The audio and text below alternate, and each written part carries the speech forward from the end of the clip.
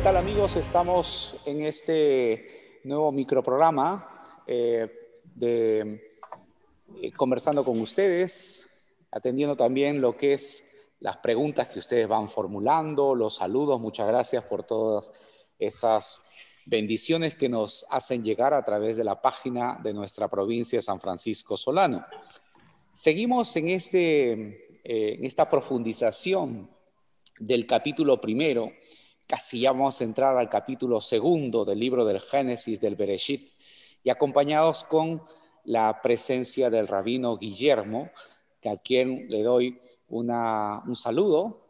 Estamos ya cerca del Shabbat Shalom, ¿no? Para terminar esta secuencia que hoy estamos del Génesis. Hemos estado hablando la sesión pasada. Nosotros decimos, la Biblia es esta palabra de Dios en lenguaje humano, y en el ámbito cristiano, pues comparamos con el tema misma de la encarnación, ¿no?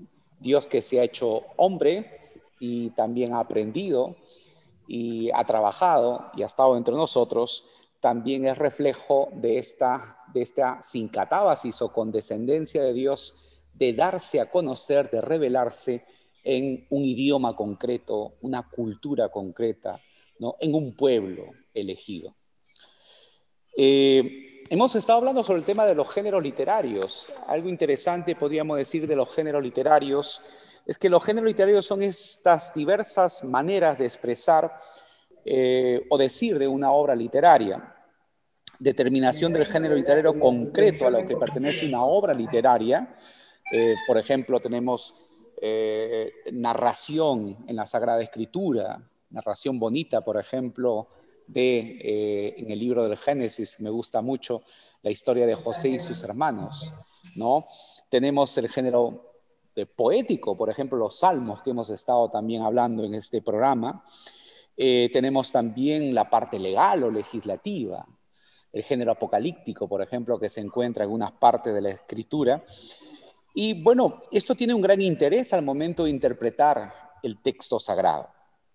¿Por qué? Porque el género trae consigo una amplia gama de consecuencias para poder dar nuestra explicación del texto bíblico. Podríamos decir que una vez que se conoce el género literario, este camino de comunicación, porque normalmente los autores de la Biblia no se expresan directamente lo que piensan, sino lo hacen a través de un género literario. Conocer el género literario de una obra y estar familiarizado con él es el primer paso para encontrar el propósito de lo que el autor sagrado, el hagiógrafo, nos quiere comunicar. El género literario es una de las llaves para entrar al mensaje del texto bíblico. Y quería citar un texto que seguramente lo conocemos, rabino. Aquí en la iglesia tenemos pues estos textos del magisterio bellísimo. Ahora último nos ha regalado el Papa Francisco una bellísima encíclica de Hermanos Todos. Y bueno, tenemos la Dei Verbum, que nos hablaba de los géneros literarios, ¿no? Así es. Solamente citar una frase importante, dice: para descubrir, dice la Dei Verbum en el número 12, la intención de los escritores santos o escritores sagrados o hagiógrafos, entre otras cosas hay que atender a los géneros literarios, puesto que la verdad se propone y se expresa en las maneras diversas de los textos de diversos géneros literarios, histórico, profético, poético y otros géneros literarios. Conviene además que el intérprete, el que interpreta, ¿no?, el exégeta, el que se acerca a la Biblia, investigue el sentido que intentó expresar y expresó el hagiógrafo en cada circunstancia, según la condición de su tiempo, cultura, ¿no? Eso es muy importante porque hemos estado, pues, rabino, comentando este precioso capítulo primero del libro del Génesis, con el cual inicia la Biblia, la Torá, la Tanaj. ¿Qué tal? Buen día, rabino. Buen día, querido hermano. ¿Cómo está usted? Sí, estoy reflexionando sobre su introducción y recuerdo algo que dijimos en la primera charla acerca de los géneros literarios. Los relatos del Génesis, dijimos, de acuerdo a los que estudian estos relatos desde un punto de vista psicológico, antropológico, son relatos arquetípicos. ¿Qué significa arquetípicos? Son relatos que, si bien hablan acerca de personas particulares, con nombre, situación geográfica, situación cronológica, son relatos en los cuales todos, como seres y en tantos seres humanos, nos podemos ver reflejados. Por ejemplo, el tema de Caín y Abel. Lo que voy a decir es terriblemente, terriblemente agresivo, pero refleja también una verdad. ¿Quién alguna vez no fantaseó con hacer daño a su hermano por celos? ¿No es cierto? Obviamente que el otro género literario que usted mencionó, que es el legal, es decir, la ley que Dios nos da como su voluntad, nos pone un freno a todas esas fantasías que los seres humanos tenemos, ¿sí? Las fantasías, por ejemplo, que también están registradas no solamente en los relatos arquetípicos del Génesis, sino en los mitos griegos, ¿no? Como el complejo de Edipo y otras. Lo que hace justamente la ley natural y, por supuesto, la ley bíblica es decir, mira, tú puedes fantasear todo lo que quieras, pero la voluntad de Dios es esta. Vale decir, no puedes. Y si nosotros vemos todo, absolutamente todo, en la conducta más elemental del ser humano, el Pentateuco nos pide, tiene que ver con un tú puedes, pero con límites, ¿no es cierto? Por ejemplo, tú puedes comer lo que quieras, pero no tal animal. Tú puedes comer como quieras, pero no la sangre, porque la sangre es la vida. Es decir, tú puedes matar un animal para comer, pero no puedes apropiarte de la vida como concepto. Ese es el concepto que nos trae la mitzvah, la ley, ¿cierto? También en cuanto a la vida marital, es decir, de acuerdo al libro de Levítico y Deuteronomio, uno puede mantener relaciones con su esposa en cualquier momento, menos en el momento de la menstruación, etcétera, etcétera. Vale decir, son los aspectos más elementales de la vida que hacen al mantenimiento del individuo, que es la comida y la bebida, y de la especie, que es la reproducción, donde el Pentateuco, como ley divina, viene y nos dice, mira, hay límites, tienes que aprenderlos y tienes que vivir de acuerdo a estos límites, ¿cierto? No sea que te pase como le pasó a Caín, que en un momento de ira mató a su hermano. No sea que te pase como le pasó a el delegado de la tribu de Simón, que se allegó a la mujer midianita en el libro de Números, y esto trajo una desgracia para el pueblo de Israel, una gran epidemia. Y etcétera, etcétera. Tenemos varios ejemplos en el texto bíblico que nos dicen, ojo con los límites, porque los límites no están ahí porque a Dios le gusta decir, ¿sabes qué? Yo quiero reprimirte. Es lo mismo que un padre. Un padre tiene que decirle a su hijo, juega como quieras, pero no toques el enchufe. Juega donde quieras, pero no te acerques a la ventana. Porque las consecuencias de eso son desastrosas. El niño en ese momento no lo entiende, ¿no es cierto? Sí. Pero cuando va creciendo, es adulto, sí lo va a entender. Tiene esa idea de que, claro, la ley es para que el pueblo viva. Es un don. Para que viva en ellas y no para que muera por ellas, exactamente. Mire, hay si me permite, hay una regla talmúdica que dice lo siguiente. En el Pentateuco hay 613 mandamientos, ¿sí? Bueno, muchos de los cuales son rituales, tienen que ver con los sacrificios, con el santuario, que ya no existe, pero digamos hay 613. De esos 613 hay solo 3 que nuestros sabios nos dicen, uno debe morir por ellos antes de transgredirlo. Los otros 610, uno debe transgredirlos y seguir viviendo, ¿sí? Para poder cumplir muchos más mandamientos. ¿Cuáles son esos tres? Son la idolatría, es decir, no adorar dioses extraños, el incesto y el derramamiento de sangre inocente.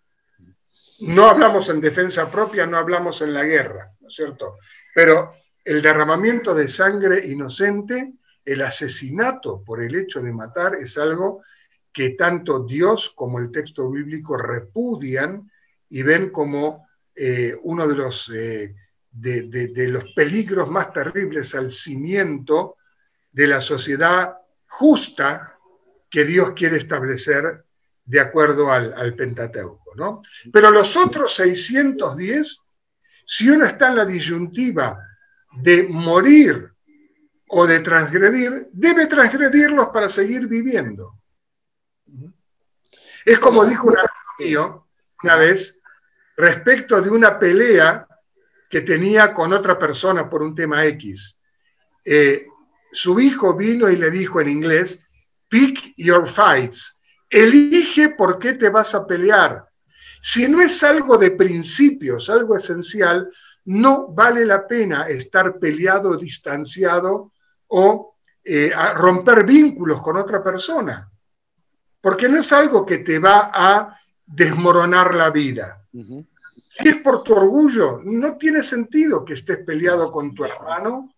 Si es por dinero, menos todavía que estés peleado con tu familia, ¿no es cierto? Ahora, si es una cuestión ya de principios, que uno dice, si yo transgredo esto, voy a terminar siendo lo que no que quiero ser y lo que no debe ser, bueno, ahí sí uno ya puede analizarlo de otra manera. Pero si no, caemos siempre en la misma tontería, ¿no es cierto? En ese mismo círculo. Distanciados por nimiedades, que no son trascendentes al final. Así es, y que pueden ser interminables. Pero claro, hermano, así es.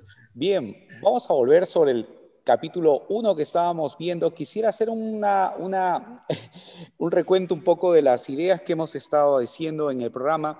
Muy interesante, por ejemplo, en un ambiente, veíamos en el ambiente que le toca vivir a Israel en este contexto de creencias en diversas divinidades, ¿no? Por ejemplo, el sol, la cosmología egipcia, por ejemplo, la luna, la cosmología de Mesopotamia, o por ejemplo la cosmología cananea del dios Baal o la imagen de Baal, que tanto problema... Sí, que es un rito, un culto a la fertilidad, ¿no es cierto? Así es, el tema de la fertilidad. Israel, con este relato, primer relato de la creación, el capítulo 1, confiesa un solo Señor. Dios es único, no hay rivales. Un solo Dios de quien procede todo. Todo lo que existe, incluso el ser humano, ¿no? Y claro, es interesante que hemos estado viendo la palabra que pone orden al caos. Del caos al orden, y la base, casualmente, lo veremos más adelante, tal vez en un programa especial, que aquí comienza en este orden, cuando se lee la Escritura, es la base del pensamiento científico, porque hay un orden en el universo. Y entonces la humanización, podríamos decir, es lo opuesto al caos. La finalidad de este relato, capítulo primero, es desmitificar, podríamos decir, el pensamiento religioso de ese momento, donde el hombre tiene miedo, se siente esclavo de las diferentes divinidades. Le pone nombre, vamos a verlo en el segundo relato, a las criaturas, ¿no? Y bien, algo que interesante que le iba a preguntar al rabino Guillermo es, en este primer relato de la creación, quería profundizar sobre esto, hay el término bará, ¿no? Y Dios, esta creación de la nada. Ahora, creación de la nada que aparece en tres momentos claves de este primer relato de la creación. Hay tres verbos en hebreo para crear. Bará es creó, libró en infinitivo. Yatzar, litzor, que también es crear, y asá, la azot, hacer, que también se usa, aunque menos, con la connotación de crear. El verbo bará, como usted dice, hermano, se refiere a esa creación de la nada, ex nihilo, con la cual el universo entero viene a ser de algo que no era y no existía. Es decir, de algo no solamente inmaterial, sino de algo que no tenía entidad, o sea, la nada toda, ¿no? Y por eso dice Bereshit bara Elohim, porque si vamos a la teoría de la relatividad de Einstein o a la del Big Bang, cuando vemos la palabra Bereshit, ahí vemos también que hay una noción de tiempo. Es decir, en el momento de la creación, no solamente se crea el universo, que es espacio, sino el tiempo, lo que Einstein llama el espacio-tiempo. Y en eso, bueno, yo no quiero ser así, digamos, decir que en la Biblia estaba, en la Torá estaba todo desde antes de, bueno, pero digamos que sí, el texto bíblico incluye la noción de tiempo junto con la de espacio. En la misma palabra Bereshit. Bereshit es tiempo, et hashamayim bet haaretz, el cielo y la tierra, o sea, el universo, todo lo que contiene ese espacio. Ahora, ¿por qué la Torá utiliza estas dos palabras? Aparte del tema de la Bet, del Midrash que vimos, que es hermosamente ilustrativo, ¿no? Como anécdota, como una enseñanza, en realidad lo usa porque hay sabios en el Talmud que sostienen la frase, el concepto Dibrat Torah Kilshon Benei Adam. El texto bíblico se expresa de acuerdo al lenguaje humano, vale decir, de acuerdo al lenguaje que los seres humanos pueden entender. Y cuando uno dice, la Biblia tiene que hablar el lenguaje que los humanos pueden entender, no se refiere solamente a nosotros hoy. Se refiere, como dijimos una vez, al Sitim Leven, es decir, al lenguaje que hablaban aquellos que recibieron el texto bíblico hace miles de años. Si el texto bíblico hubiera estado formulado de acuerdo a fórmulas matemáticas, las ecuaciones de Dirac, etcétera, etcétera, que usó Einstein, obviamente hubiera sido un libro que hubiera quedado ahí, nadie lo hubiera copiado y se hubiera perdido, porque no hablaba en el lenguaje de los hombres, de los seres humanos. Pero como sí hablaba en un lenguaje que todos podían entender, entonces el texto bíblico no solamente fue entendido, sino que fue atesorado, interpretado para actualizarlo constantemente y que ese Lashon Benei Adam, ese lenguaje humano, llegara a cada generación de acuerdo a su propio lenguaje, ¿no? Ahora, me parece interesante la reflexión que podemos hacer teológica. Dios crea de la nada, podríamos decir, momento de la creación del universo. No hay, como digo, una rivalidad ni competencia. Y entonces me parece interesante, bueno, no sé, en el ambiente o en el desarrollo del pensamiento de la resurrección, cuando también es una creación, podríamos hacer esta unión también. Dios en el inicio crea, ¿no? De la nada. ¿Tendría que ver algo también con esta idea que nosotros tenemos del momento de la resurrección? No estoy seguro, padre, no sé qué decirle porque no soy experto en teología de la resurrección. Lo que sí puedo decirle es que los autores del Génesis, que conocían muy bien las mitologías egipcia y mesopotámica, seguramente conocían los cultos lunares, que sí son cultos que tienen que ver con la resurrección, porque la luna aparece, desaparece y vuelve a aparecer, o sea, nace, muere y se resucita. ¿no es cierto? Entonces los cultos lunares, igual que ciertos misterios más adelante egipcios y griegos, como los de Adonis, los de Eleusis, etcétera, son cultos y son teologías de resurrección también. Ahora, la idea de la resurrección sí entra en el judaísmo. Entra en el judaísmo. Tardíamente, Sí. tardíamente. Sí. Hay una gran disputa en el judaísmo del siglo I, justamente, entre los saduceos y los fariseos. Fariseos, así es. Porque los saduceos no creían en la resurrección del cuerpo. ¿No es cierto? Los fariseos sí, por supuesto. Es más, llegan a decir en el Talmud que aquel que no cree en la resurrección del cuerpo no tiene lugar en el mundo venidero. Es decir, esa pasa a ser después del año 70 la ideología oficial del judaísmo, la fe en la resurrección, obviamente también del judeocristianismo, ¿no es cierto? Claro.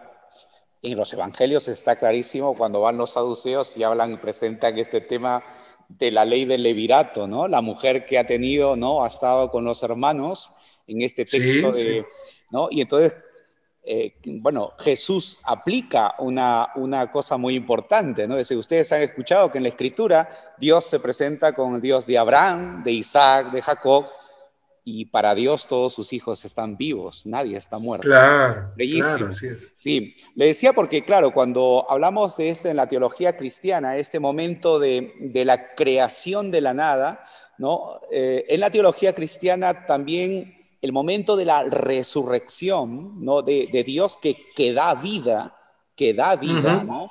Que claro, levanta a los muertos, también puede ser algo aplicable dentro de la teología de la creación.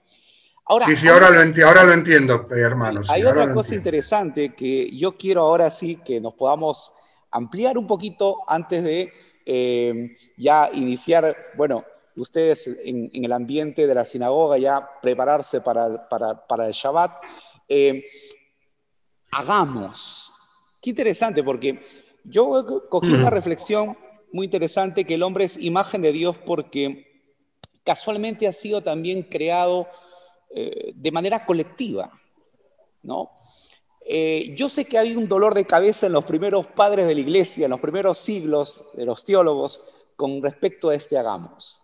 Y sé que también en el ambiente de la reflexión rabínica hay, digamos, algunas explicaciones de este hagamos, de este plural, ¿no?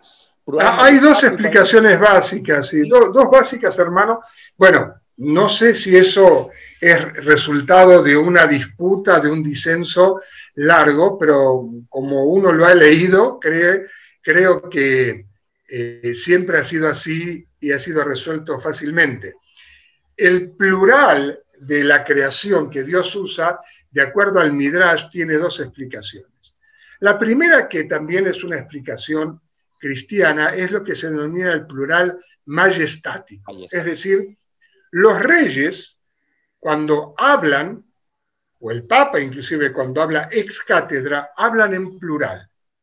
Es decir, nosotros decretamos, nosotros decimos, nosotros imponemos, etcétera, etcétera. ¿Por qué nosotros? Es por ese plural majestático que significa hablo en nombre de todos. Es decir, lo que el rey dispone es algo que cabe a todos, por eso se supone que es unánime. Y al ser unánime involucra a todos y tiene que ser en plural. La otra explicación es la que ya deriva de un midrash que obviamente está influido por la angiología que viene de la época persa, y es que en el momento de crear, el otro día vimos que Dios miró los planos de la creación, y esos planos son el texto del Pentateuco, ¿no es cierto? Y la otra explicación dice que cuando Dios creó al ser humano, Él dialogó con los ángeles, o sea, con su corte celestial, que no son creadores con Él, no son demiurgos, pero que sí son parte de esa corte, y que Dios, por deferencia a ellos, si bien no tienen ningún poder creador, se dirige como si fueran coautores de la creación. Muchachos, ¿qué les parece si hacemos tal cosa? Sí, una frase que sirve en lenguaje llano, ¿no es cierto? Claro. Y de ahí viene el hagamos, ¿no es Ajá. cierto? Con esas dos explicaciones. Plural majestático y dar participación a la corte celestial. Hay un Midrash también que disputa esto y que dice que cuando Dios dijo hagamos al ser humano, un grupo de ángeles le dijeron, no, minutito, pensémoslo. El ser humano va a destruir la creación, ¿no? El ser humano va a ser perverso, va a abandonar los caminos que tú le vas a mostrar. ¿Por qué vamos a crear algo que va a traer tantos problemas? Y dicen que Dios en ese momento utilizó lo que se llama Midat Arrahamim, su vara de la misericordia, y dijo, mejor crearlo y ver qué pasa que no crearlo y no saber qué va a pasar. Precioso. Y así es como los seres humanos estamos en este mundo, ¿no? Rabino, con 10 palabras, dicen los sabios, Dios creó el universo. Y el universo, dentro de esta reflexión que se hace en el ambiente judío, se presenta como un gran templo, como un santuario, justamente que hablábamos con la primera palabra con la que inicia el relato bíblico, para bendecir o biendecir de Dios. Entonces, hay toda una reflexión que de repente lo podemos ampliar para redondear este término del primer capítulo, es que cada uno de los días de la creación donde Dios va separando digamos, las aguas de arriba, las aguas de abajo, los cielos y la tierra, corresponde al velo del santuario que separaba la parte del santo de los santos con todo el resto del templo. Cuando Dios crea las grandes luminarias, crea el candelabro que había en el templo, el candelabro de oro de 7 brazos. Cuando Dios crea las plantas con sus semillas, hace ahí la harina con la cual se va a preparar la hogaza para la Pascua o el maná. O los panes de la preposición, ¿no? Panes Los 12 de la preposición, claro, sí. Cuando Dios crea, por ejemplo, los animales, son los animales para el sacrificio. Cuando Dios crea al hombre, crea al sumo sacerdote. Bonita explicación, usted no podía dar mayor amplitud ahí, Rabino. Todo eso es parte, como decíamos antes, de una literatura midrásica que quiere dar significado a lo que los contemporáneos viven todos los días. Es decir, las personas que vivían en Jerusalén y que conocían el santuario, o aquellos que vivieron después la destrucción y no lo conocieron, pero añoraban su reconstrucción, ¿no es cierto?, necesitaban este tipo de ejemplos para poder entender qué era el santuario.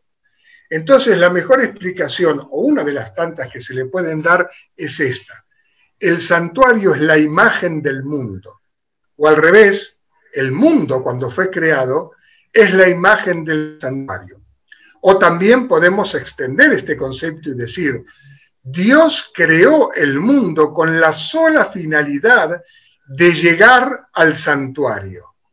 Es decir, de poder crear el momento en el cual los seres humanos iban a dotar a Dios de una morada simbólica, ¿no es cierto?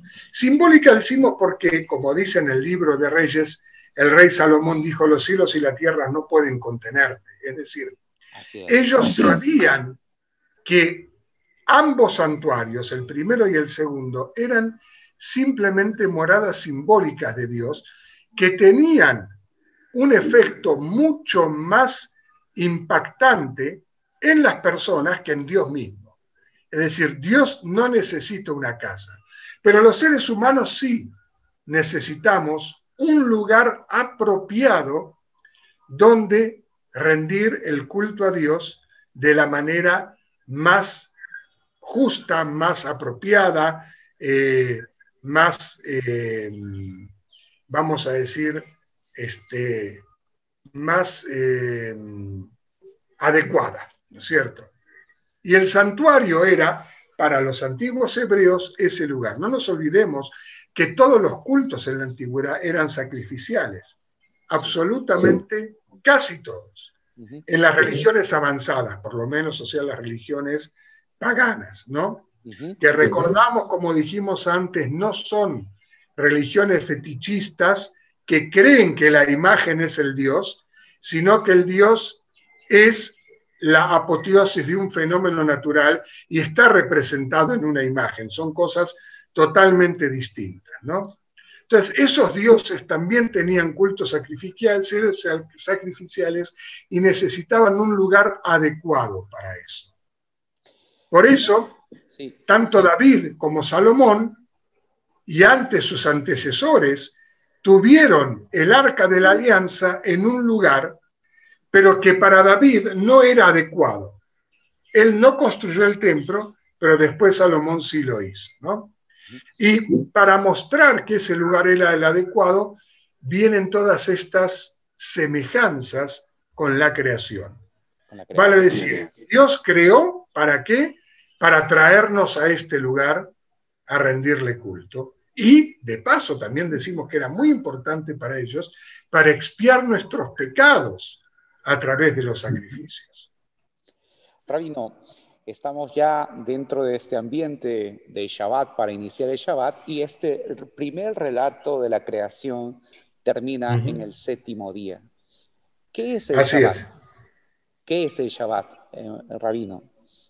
Hermano, el Shabbat es lo que nosotros llamaríamos, o que el autor de la Suma Teológica, ¿cómo se me fue un nombre así? Santo Tomás de Aquino, llamó el Summum Bonum. ¿Qué es el Summum Bonum? Imitatio Dei. Cuando nosotros imitamos a Dios, llegamos al bien máximo al que se puede aspirar. Ahora, ¿cómo podemos imitar a Dios? ¿No es una blasfemia decir eso? Vayamos a otro Midrash que dice lo siguiente. Dice así: Dios es trascendente, o sea, el ser humano jamás va a poder llegar a comprender la esencia de Dios. Pero, a la vez, Dios nos muestra en el texto bíblico cómo si nosotros podemos imitar acciones de bondad que Él ha hecho y al imitarlo llegar a ese sumum bonum. En hebreo esas acciones de bondad se llaman gemilut hasadim, acciones de bondad.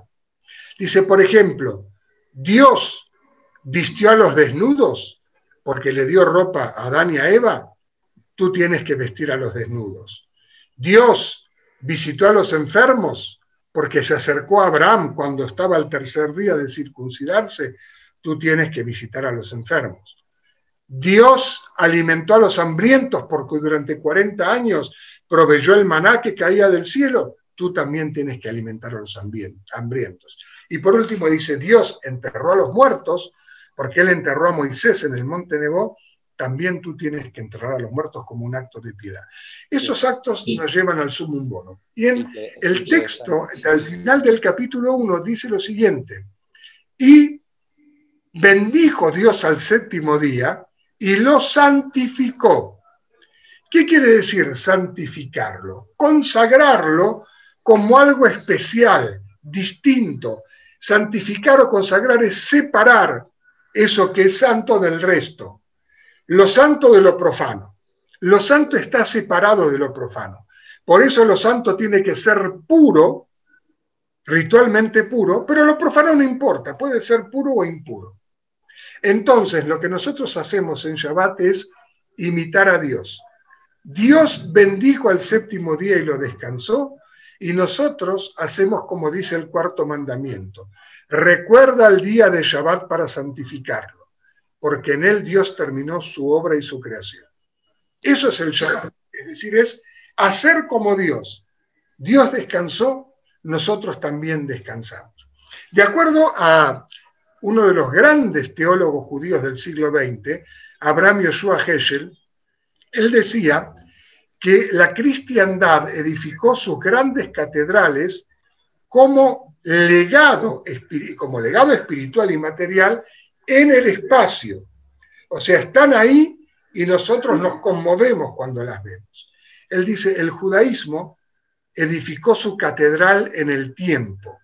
La observancia del Shabbat, esa imitación de Dios, estando nosotros separados de la creación, vale decir, no aumentando creación en ese séptimo día, estamos viviendo en una catedral especial, una catedral temporal, no espacial, que se llama Shabbat.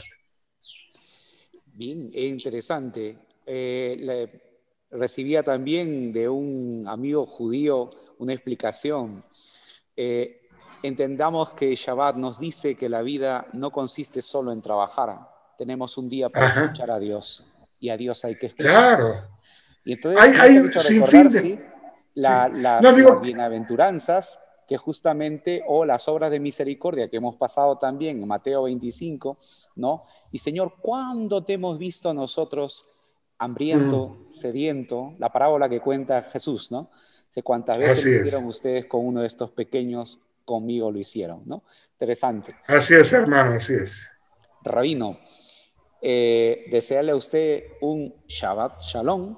Hermano, Shabbat Shalom, sobre todo para el Perú, para el mundo en este momento, no solamente Shabbat, que el tiempo en general sea de Shalom, de Brajá, de bendición, como dijimos aquella vez, la letra Bet, mirar hacia adelante, que ese futuro hacia adelante sea venturoso, bendito, lleno de propósito, lleno de salud, por supuesto, también, ¿cierto? Y fíjese usted, si a la palabra Shalom en hebreo, que tiene 4 letras, le quitamos la anteúltima, la Vav, la O, nos queda la palabra Shalem. ¿Qué significa Shalem? Algo que está completo, entero. Para tener Shalom, paz de verdad, primero tenemos que estar nosotros mismos completos, física y espiritualmente también.